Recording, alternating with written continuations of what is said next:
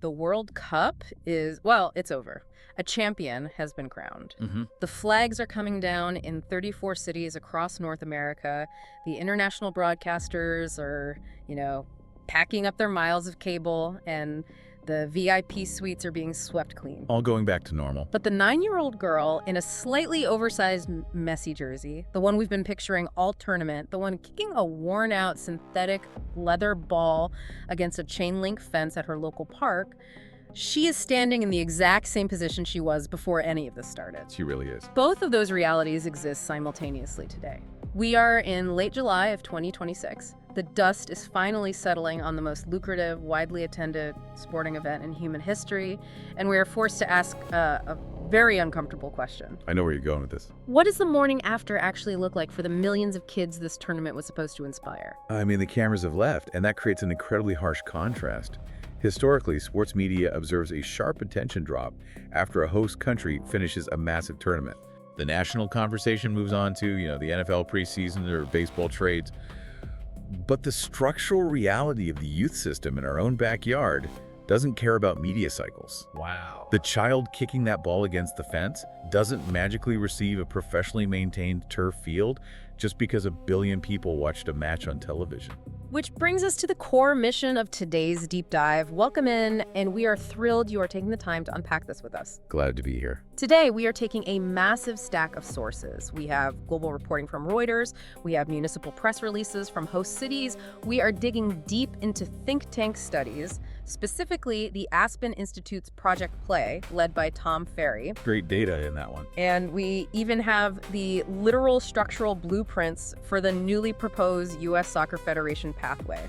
Our goal is to figure out how two deeply contradictory facts can exist in the same ecosystem. It's the ultimate paradox. We just hosted the world's most enthusiastic soccer crowds, proving the market and the passion are undeniably here.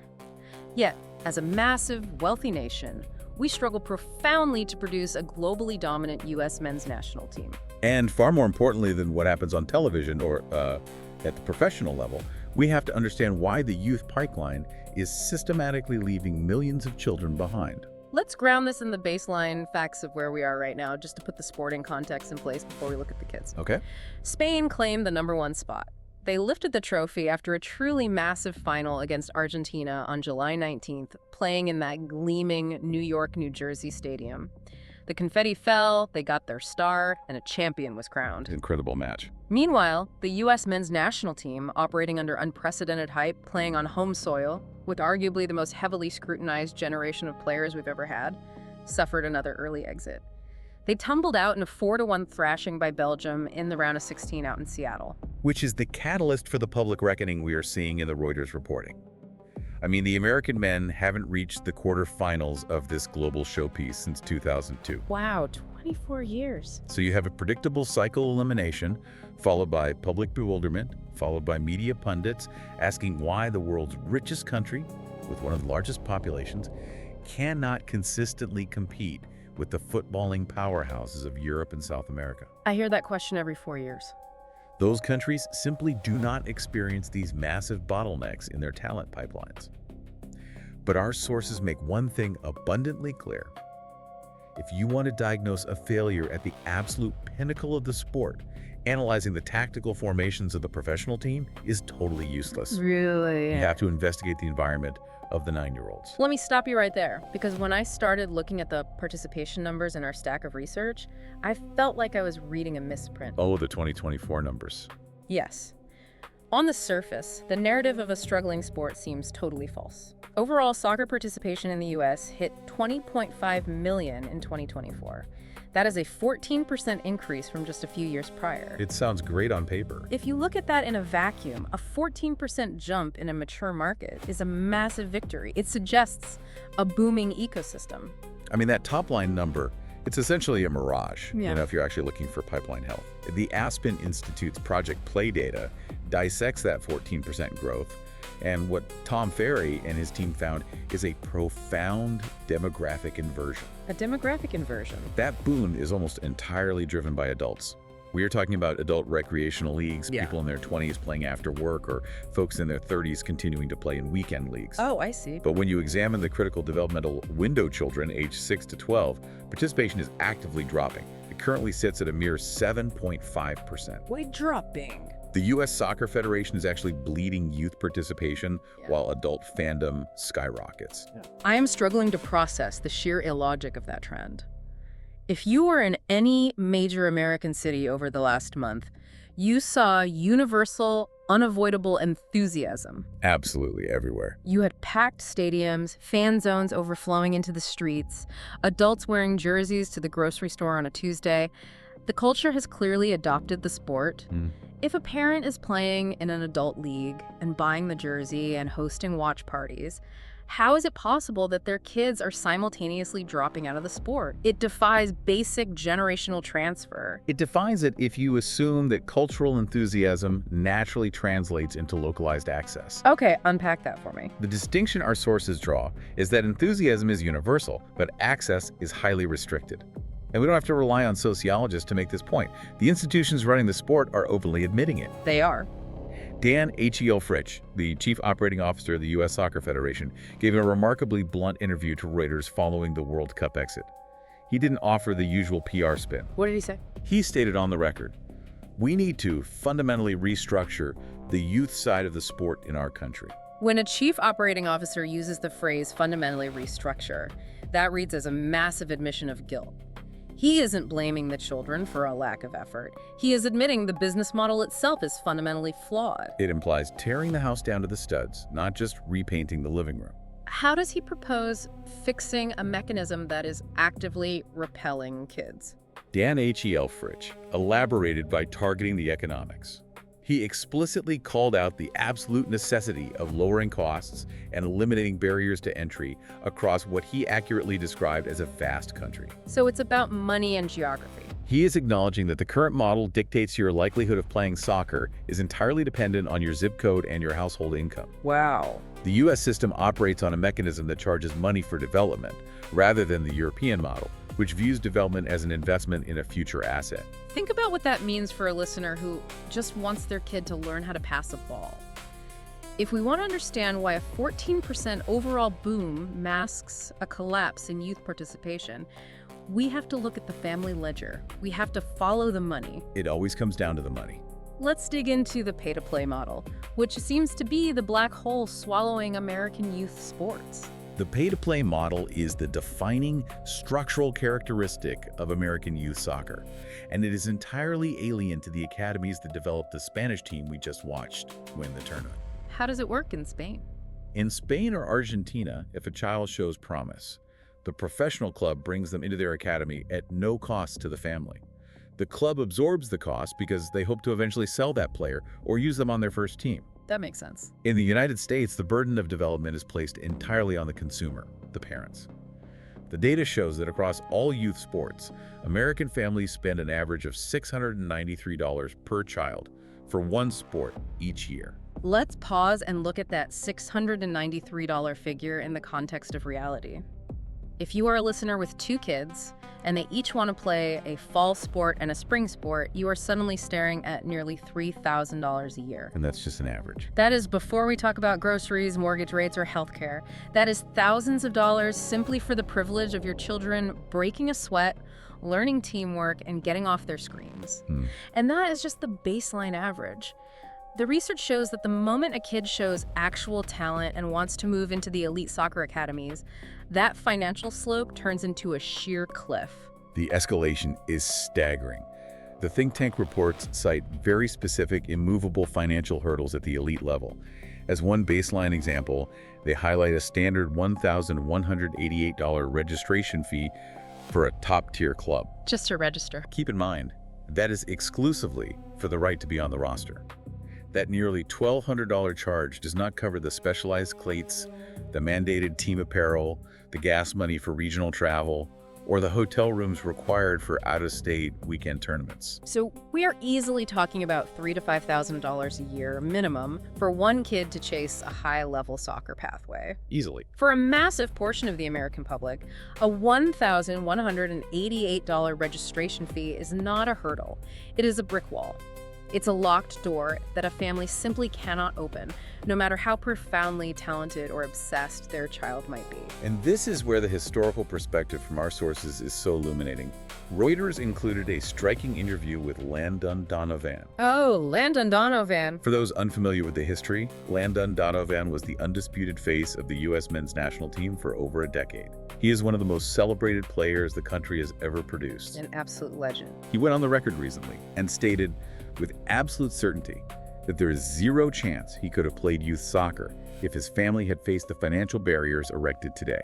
That is a devastating, almost paradoxical indictment of the current ecosystem. The very academies that were built over the last 20 years with the explicit goal of producing the next Landon Donovan would, by their own economic design, price the actual Landon Donovan out of the sport entirely. Unbelievable. If your development model actively excludes your historically best player, the model is fundamentally broken. It forces us to ask what kind of talent we are actually cultivating. Senator Chris Murphy weighed in on this impartially, framing it not just as a sports management issue, but as a severe civic crisis. What was his take? He told Reuters that youth sports participation is increasingly restricted to families with substantial incomes. Former U.S. Soccer President Alan Rothenberg provided the exact mechanism for why this hurts the national team. The pay-to-play system inherently limits your talent pool to middle-class and upper-class kids. Which means we are missing out on an immense demographic. Precisely. Globally and historically, the players who possess the profound hunger, the unstructured creativity, and the relentless drive that often forge world-class professionals do not always emerge from affluent suburbs. Sure, you see that in Brazil and France. In South America or Europe, the game is a pathway to upward mobility. In the U.S., the game is a luxury commodity you purchase after you've already achieved upward mobility. You are artificially shrinking your talent pool before the kids even hit puberty. That economic filter is brutal. But as I was reviewing the municipal reports, another massive filter became incredibly apparent, and it has nothing to do with a family's bank account. The infrastructure divide. It has to do with physical geography.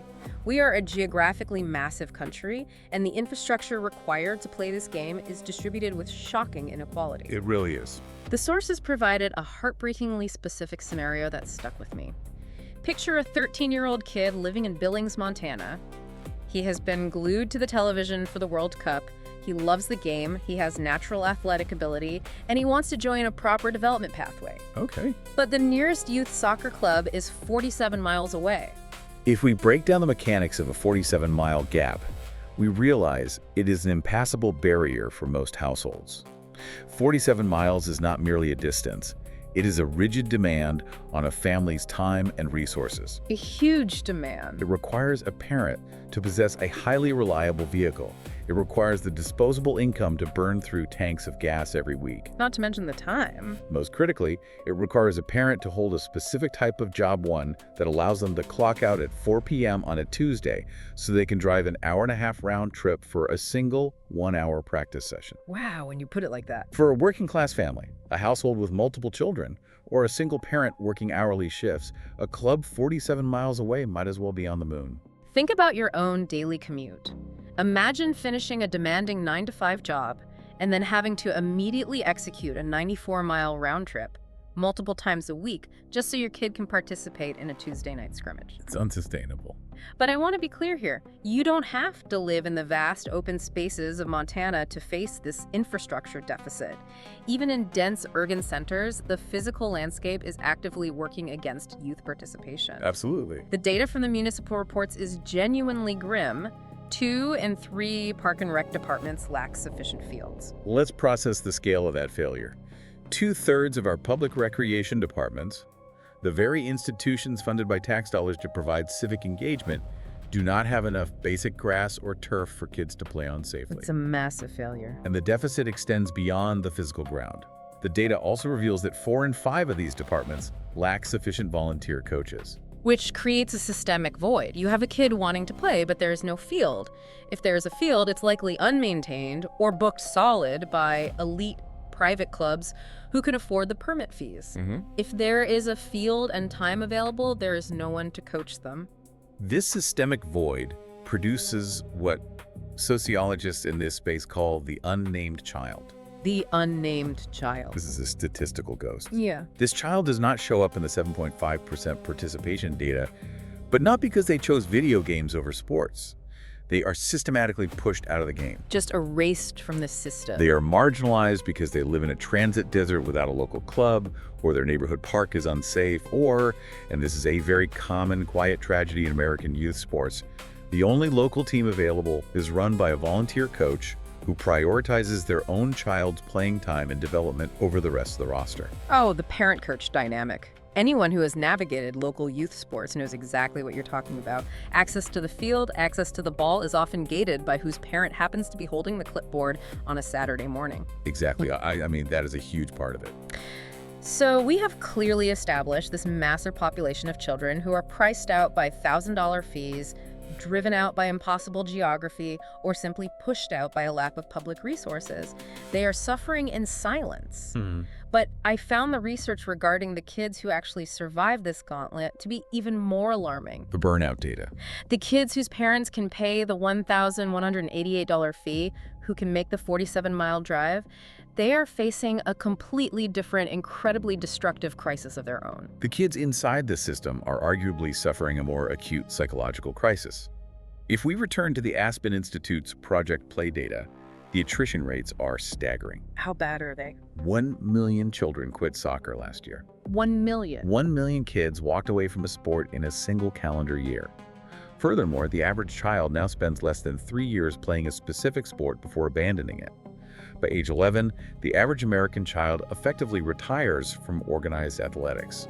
11 years old, you haven't even hit your teenage growth spurt, you're barely entering middle school, and you are already effectively retiring from sports because the environment has become intolerable. And the sources cite the primary catalysts for this mass exodus: a complete absence of enjoyment and immense, suffocating pressure. It's tragic. It has reached such a critical mass that it spawned an entire national public service campaign called Don't Retire, Kid. The Don't Retire Kid messaging is a brilliant piece of media because it holds a mirror up to the absurdity of the system. The campaign features a fictional 9-year-old named Derek. Such a powerful image. He is sitting behind a microphone at a formal press conference, flanked by microphones, looking exactly like a seasoned professional athlete facing a hostile media pool. And he solemnly announces his retirement from sports. He explains that the pressure is too intense, the joy is gone, and he has to call it quits. It's jarring because it visually translates the emotional weight these kids are carrying. A 9-year-old shouldn't look like a battered quarterback answering questions after a playoff loss. Definitely not. But it forces us to ask a mechanical question. How is this pressure being applied? Why is an environment meant for play generating the stress levels of a corporate boardroom? To understand the mechanism of that pressure, you have to look at the adults managing the environment. The data points directly to a massive deficiency in leadership. According to the research, less than 30% of youth coaches receive basic, foundational training in safety, sports skills, or effective motivational techniques for children. I want the listener to really sit with that statistic for a second. Less than 30%. It's shockingly low. When you drop your child off at math class, you operate under the assumption that the teacher holds a degree in education and understands cognitive development. Absolutely. But when we drop our kids off at a soccer field, handing them over to an adult who will profoundly influence their physical health and self-esteem, there is a 70% chance that adult has absolutely zero formal training in how to safely or effectively motivate a developing human brain. And what happens when an adult lacks formal training in childhood development?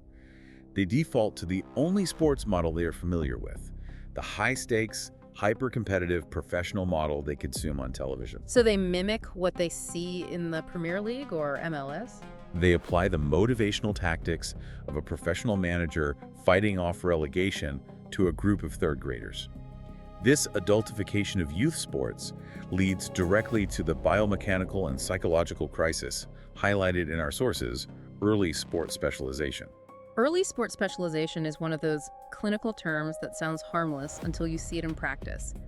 This is the mandate that a child must choose one single sport year-round at the exclusion of all other activities, often starting as young as 7 or 8 years old. It's incredibly damaging. I always compare early sports specialization to forcing a third grader to declare a college major. That is a perfect analogy. Imagine sitting an 8-year-old down and saying, "Listen, I know you enjoy painting and you like your science classes, but you need to commit to accounting right now, 12 months a year, or you are going to fall irreparably behind the other children in the workforce." We would consider that academic abuse. Yet we accept it completely in athletics. It strips all the joy, the cross-training, and the basic childhood exploration out of their development. It turns the sandbox into a corporate ladder. The academic analogy is perfectly suited because it highlights the absurdity of the timeline. And if we look at the mechanics of why medical and developmental experts actively campaign against early specialization, it comes down to biomechanics and cognitive load. The physical toll is real. When an 8-year-old only plays soccer year-round, they are repeating the exact same biomechanical movements, planting the same foot, pivoting on the same knee, striking with the same instep on a skeletal system that is actively trying to grow. Wow. You are wearing out one specific set of ligaments and tendons, while entirely ignoring the development of opposing muscle groups that they would naturally build if they spent a season swimming or playing basketball. You massively increase the risk of physical overuse injuries, and simultaneously, you guarantee psychological burnout. So, to summarize the first half of this deep dive, we have a system that is far too expensive for the majority of the population to even enter, and profoundly physically miserable for the kids who manage to get inside. A lose-lose scenario. The diagnosis is clear. The institutions have admitted the failure. The data validates the crisis. So if we know the house is burning down, what are the people in charge actually doing to put out the fire? That's the million-dollar question. Following the World Cup exit, the pressure on the U.S. Soccer Federation to implement solutions must be immense. Let's examine the top-down institutional remedies. The historical structure of American youth soccer is widely referred to in the sources as the alphabet soup. Oh, the alphabet soup. Can you explain the mechanics of how this soup actually operated? Because it seems entirely counterproductive. The alphabet soup refers to the highly fragmented, highly territorial landscape of elite youth leagues that dominated the past 2 decades. If you were a parent attempting to navigate the system, you were drowning in competing acronyms. ECNL, USYS, MPL, RL, UISA. It sounds like a collection of government agencies, not soccer leagues. Why were there so many? Because for years, organizations like USYS, US Youth Soccer, and US Club Soccer operated essentially as rival corporations fighting for market share. Like a turf war. They were engaged in a turf war. If your child played for a club sanctioned by USYS, they couldn't easily schedule a match against the team in the NPL, which was run by US Club Soccer. So they artificially divided the kids. This fractured the talent pool. You had multiple parallel ladders that didn't connect, meaning the best players weren't consistently playing against the best players, and parents were forced to gamble on which acronym would actually get their kid recruited by a college scout. To use a metaphor, the old system was like having 5 different staircases in the same house, but all of them had missing steps, and none of them quite reached the roof, but you had to pay a toll to try climbing any of them. Exactly, perfectly stated. So, what is the new blueprint? How does the U.S. Soccer Federation plan to fix this fragmented mess? The massive structural overhaul detailed in our sources is the new pathway strategy, rolling out for the 2026-2027 season. It is an ambitious diplomatic attempt to enforce a peace treaty and align the entire national pyramid. Okay, a peace treaty. In a historic move, those 2 massive rivals, US Club Soccer and US Youth Soccer, are partnering to form a single, unified, merit-based pathway. They are merging the staircases. I read through the proposed structure in the blueprints, and even simplified, it requires some unpacking. How exactly is this unified pyramid built? It is rigorously structured into 4 distinct interconnected tiers. At the absolute top, Tier 1, you have the ECNL, the Elite Clubs National League. This remains the premier national platform for the highest level of competition. The very top of the pyramid. Directly below that, Tier 2 is the ECNL Regional League, or ECNL-RL. This acts as a regional proving ground, slightly reducing travel while maintaining elite standards. So Tier 1 is national flights, Tier 2 is regional drives. That makes sense. Where does the merger happen? The massive consolidation happens at Tier 3, which is the newly created ECNL Conference League. This tier completely absorbs and merges the old USYS National League and the US Club Soccer NPL into one unified platform. It ends the turf war. Finally, Tier 4 consists of district and local competitions. These are the highly localized leagues that will now feed directly into the national tiers through a merit-based system of promotion and relegation. Wow. Additionally, across all tiers, they are implementing a nationwide shift back to August 1st age group cutoffs. Why is the August 1st cutoff significant? For years, the U.S. operated on a birth year cutoff, meaning teams were formed based on the calendar year you were born. That aligned with international FEE-FI standards, but it deeply conflicted with the American school system. Because school years start in the fall. It meant kids who were in the same grade couldn't play on the same team.